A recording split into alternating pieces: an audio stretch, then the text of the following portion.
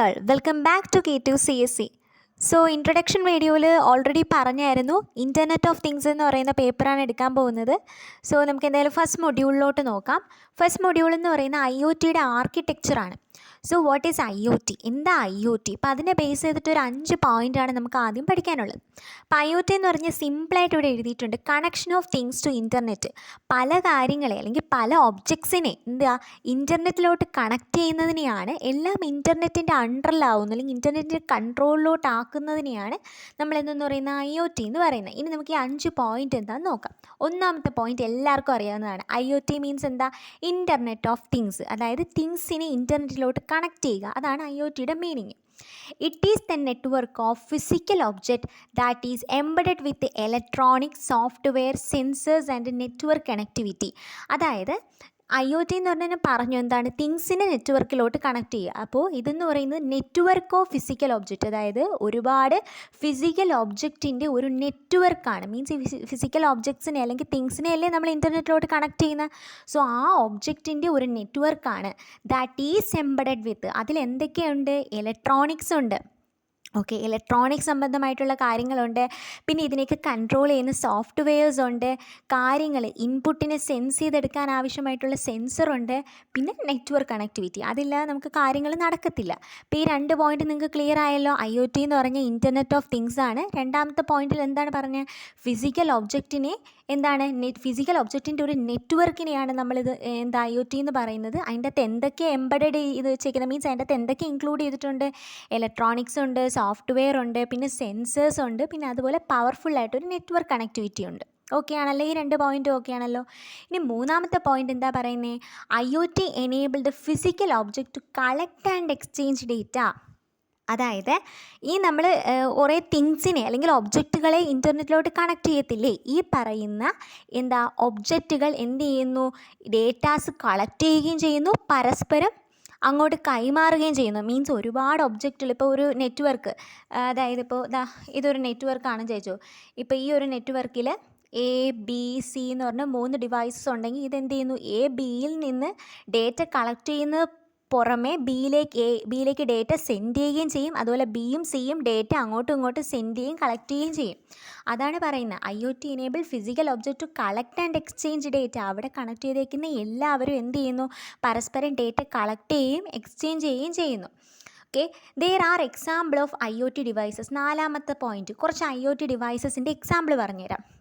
ഇതൊക്കെ നിങ്ങൾക്ക് അറിയാവുന്ന കാര്യമാണ് കേട്ടോ.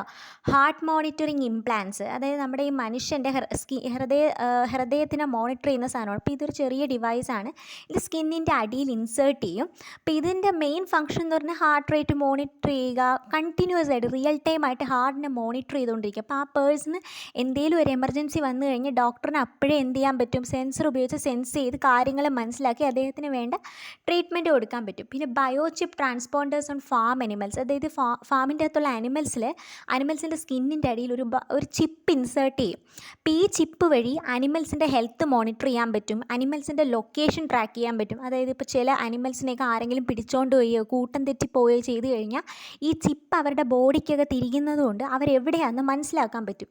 പിന്നെ electric lamps in coastal water, അതായത് കോസ്റ്റൽ വാട്ടറിൻ്റെ അകത്ത് വയ്ക്കുന്ന ഒരു സംഭവമാണ്. അപ്പോൾ ഇത് ഇലക്ട്രിസിറ്റി ജനറേറ്റ് ചെയ്യും. വാട്ടർ ക്വാളിറ്റി, വാട്ടറിൻ്റെ കണ്ടീഷൻ, അവിടെയുള്ള കുഞ്ഞു കുഞ്ഞു ക്രിയേച്ചേഴ്സിൻ്റെ കണ്ടീഷനൊക്കെ മനസ്സിലാക്കാൻ പറ്റും. അപ്പോൾ ഇത് 3 എക്സാമ്പിളാണ് നാലാമത്തെ പോയിന്റിൽ പറയുന്നത്. പിന്നെ IoT allows improves in efficiency. ഈ പറയുന്ന കാര്യങ്ങൾ ഇൻട്രൊഡ്യൂസ് ചെയ്തപ്പോൾ തന്നെ നമുക്ക് മനസ്സിലാവും IoT വന്നതോടുകൂടി എഫിഷ്യൻസി കൂടി, ആക്യുറേസി കൂടി, എല്ലാം ഓട്ടോമേറ്റഡ് ആവാൻ തുടങ്ങി. ആൻഡ് എനേബിൾമെൻറ്റ് ഓഫ് അഡ്വാൻസ്ഡ് ആപ്ലിക്കേഷൻ, അതുപോലെ ഒരുപാട് ആപ്ലിക്കേഷൻസും എനേബിളായി. ഇപ്പോൾ ഈ 5 പോയിന്റ് നിങ്ങൾക്ക് ഈസി ആയിട്ട് മനസ്സിലായില്ലേ? ആദ്യത്തെ പോയിന്റിൽ ഇൻ്റർനെറ്റ് ഓഫ് തിങ്സ് എന്നാണ് പറയുന്നത്. പിന്നെ IoT എന്ന് പറഞ്ഞാൽ ഒരുപാട് ഫിസിക്കൽ ഒബ്ജക്റ്റുകളുടെ ഒരു നെറ്റ്വർക്കാണ്. അവിടെ എന്തൊക്കെയുണ്ട്? ഇലക്ട്രോണിക്സും സോഫ്റ്റ്വെയറും സെൻസേഴ്സും നെറ്റ്വർക്ക് കണക്ടിവിറ്റി ഉണ്ട്. പിന്നെ നമ്മുടെ ഒബ്ജക്ട്സിനിടയിൽ ഡേറ്റ സെൻഡ് ചെയ്യാനും കളക്ട് ചെയ്യാനും സഹായിക്കും. പിന്നെ IoTയുടെ 3 എക്സാമ്പിൾസ് നമ്മൾ നോക്കിയല്ലേ? ഏതൊക്കെയായിരുന്നു? Heart monitoring implants, biochip transplanters, electric lamps. പിന്നെ IoT വന്നതോടുകൂടി ഇൻ്റർനെറ്റ് കുറച്ചുകൂടെ എല്ലാം എഫിഷ്യൻ്റ് ആവുകയും ആക്യുറേറ്റ് ആവുകയും ഓട്ടോമേറ്റഡ് ആവുകയൊക്കെ ചെയ്തു. അപ്പോൾ ഇത്രയും പോയിൻറ്റ്സ് നമുക്ക് ക്ലിയർ ആണ്. മെയിൻ നോക്കേണ്ടതെന്ന് പറഞ്ഞാൽ connection of things to internet. പല തിങ്സിനെ ഇൻ്റർനെറ്റിലേക്ക് കണക്ട് ചെയ്യുന്നതിനെയാണ് നമ്മൾ IoT എന്ന് പറയുന്നത്. അപ്പോൾ നമ്മൾ ഫസ്റ്റ് ടോപ്പിക്ക് നോക്കി. ഇനി സെക്കൻഡ് ടോപ്പിക് എന്ന് പറയുന്നത് ജെനസിസ് ഓഫ് IoT അല്ലെങ്കിൽ എവല്യൂഷണറി ഫേസ് ഓഫ് ഇൻ്റർനെറ്റ്. അതായത് നമ്മുടെ IoT വന്നതെങ്ങനെയാണ്, അതിൻ്റെ എവല്യൂഷണറി ഫേസ് ആണ് ഇതിൽ പറയുന്നത്. ശ്രദ്ധിച്ചിരുന്നു കഴിഞ്ഞാൽ കാര്യം ഇപ്പം തന്നെ നിങ്ങൾക്ക് മനസ്സിലാവും. അപ്പോൾ ഫസ്റ്റ് ഒരു 3 പോയിൻ്റ് ഉണ്ട്. ആദ്യത്തെ പോയിൻ്റ് എന്ന് പറയുന്നത് കെവിൻ ആസ്റ്റേൺ എന്ന് പറയുന്ന ഒരു വ്യക്തിയാണ് IoT എന്ന് പറയുന്ന സംഭവം ഇൻട്രൊഡ്യൂസ് ചെയ്തത്. ഇത് നിങ്ങൾ ജസ്റ്റ് നോക്കി വയ്ക്കുക, ഈ പേര് കെവിൻ ആസ്റ്റേൺ എന്ന് പറയുന്ന ഒരു വ്യക്തിയാണ്. പിന്നെ എന്തുവാ, ഇത് സ്റ്റാർട്ട് ചെയ്തത് 2008-9 ആ കാലഘട്ടത്താണ് കേട്ടോ. Start between the year 2008 and 9.